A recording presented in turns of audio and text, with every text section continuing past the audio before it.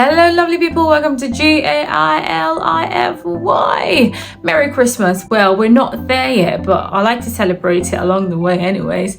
If you're new on this channel, thank you so much for passing by, and if you're returning, thank you for the support. Kindly don't forget to subscribe. We need to boost our subscription up. I don't want to get into 2024 with this very few number of subscribers, so please kindly subscribe. If this video or any of my videos at all have helped you in any way at all, kindly click the subscribe button so that you are made aware, and it just helps other people to get this video as well. I'm not going to waste any time at all. We're going to zoom straight into the video. So if you watched my previous video, I spoke about maternity leave. I wanted to speak about maternity pay, but it was quite a lot of information to put in one video, so I promised you guys that I was going to bring a video about maternity pay, and here I am. So let's get into it.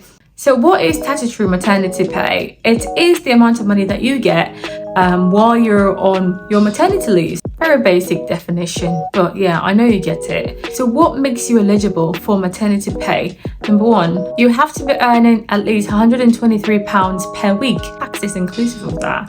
So obviously you're going to be paid your maternity pay from the taxpayers' money. So it's only fair that you have been contributing to tax. Now remember that with a maternity leave, it doesn't really matter how long you've worked for your employer.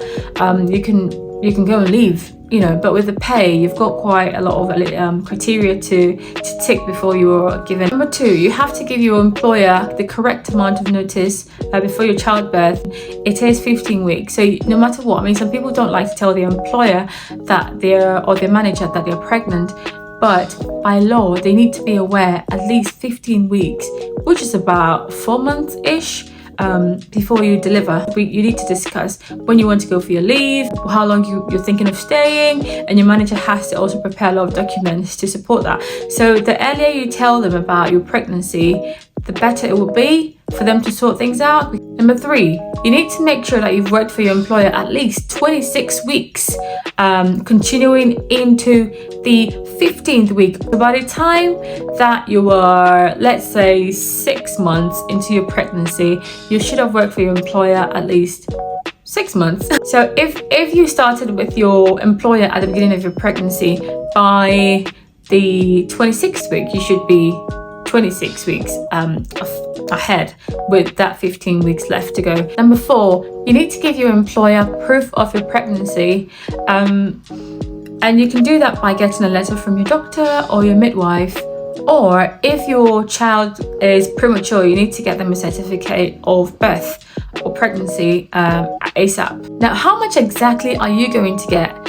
You get maternity pay, like the statutory maternity pay, for 39 weeks, which is about 9 months and a week-ish.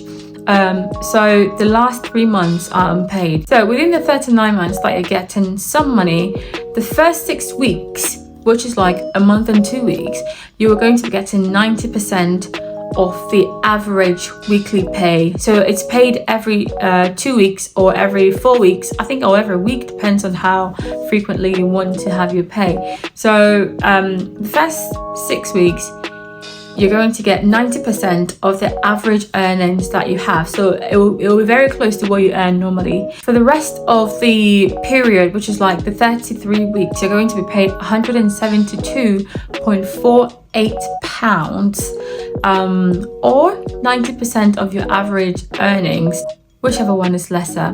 So if 90% of your average weekly earnings is more than 172.48, then you're going to get the 172.48. Or if the 172.48 is higher than what you normally earn per week, like 90% of what you earn per week, then you're going to get that amount. So whichever one is lesser.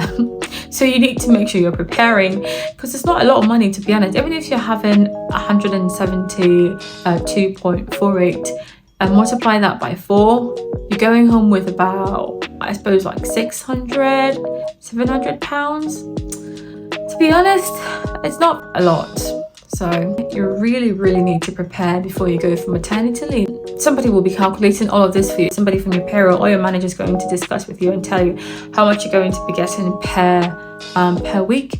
So if you feel like that wasn't calculated correctly, you can always raise that with your payroll. There is a service with the government that you can actually take your case to, and that is the Statutory Payments Dispute Team.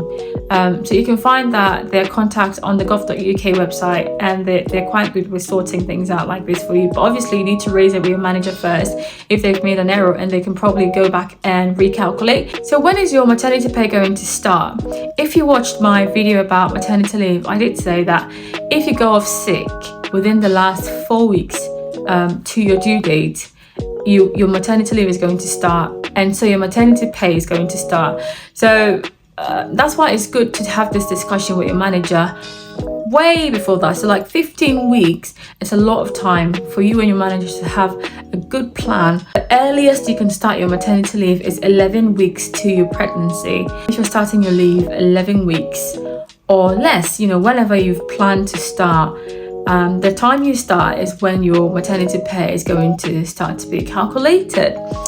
Or if you planned everything and then the child was like, here I am, prematurely, your maternity pay is going to start from there. Now, because this amount of money is not too much, if you're eligible for funds, you can do some research about universal credit and other kinds of benefits. If it is your first child, or you are birthing twins and you've already got kids, you can be eligible for the Sure Start Maternity Grant, which is about £500 lump sum. What if you're not eligible in all the criteria that I mentioned before? That is where maternity allowance comes in. So if for any reason you don't qualify for the statutory maternity pay, you can qualify for maternity allowance. But the way it's calculated is quite different as well. If you're self-employed, before you get maternity allowance, you get a range. You get between £27 to 172.45. You need to have been working 26 weeks in a rolling 66-week period. You must also have been earning at least £30 or more per week in 13 weeks prior to you claiming for the pay or going off for your leave. Also, if you have not been contributing to your NI, you might not be getting the highest amount of money that you're eligible for. So sometimes they will calculate all of the NI that you're due to pay, especially if you're self-employed and you've been dodging taxes and NI. It will bite you in the ass when you're claiming maternity allowance. So if you're missing NI, for those who pay category 2 NI, you're probably going to be getting very little as £27.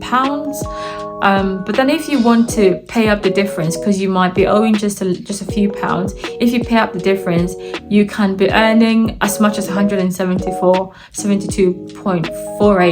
Above all, even if you don't qualify for anything, you will get your £27 per week, which in a month is I suppose about £100-ish. Might be enough for some people, but if you're thinking about rent and a whole lot of other things, it might not be enough. So that's why you have to explore other benefits that you might be eligible for and see what kind of help that you can get with those ones as well. Now, your company may decide to pay you more than the statutory maternity leave, which is completely allowed because some companies are rich.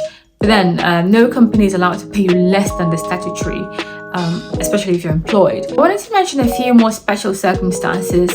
So if you start receiving your maternity pay and for some reason you get arrested, worst case scenario, you go into custody, your statutory maternity pay is going to stop at that point. And when you're released, it's not going to start afresh. They're going to continue. If you're released for the after the 9 months, you won't get anything for the last 3 months, because normally the maternity pay is going to end after the ninth month. And also, you are eligible for statutory maternity pay even if your child was born premature, if you had a stillbirth child after your 24th week of pregnancy, or if you gave birth to your child who unfortunately passed afterwards. So if you fall under any of these 3 categories, don't worry about your maternity pay. It will still be intact. So guys, that's just a little bit that I wanted to share with you regarding maternity pay. If you've got any questions or if you've got other information that you think would be beneficial for everybody to know, kindly drop it in the comment section and I will be interacting with you guys. don't forget to subscribe. Like I mentioned, guys, if this information has helped you in any way, even if it has reminded you about something, it means it has helped you. Kindly subscribe, because it really helps push this channel forward. It helps other people find these videos.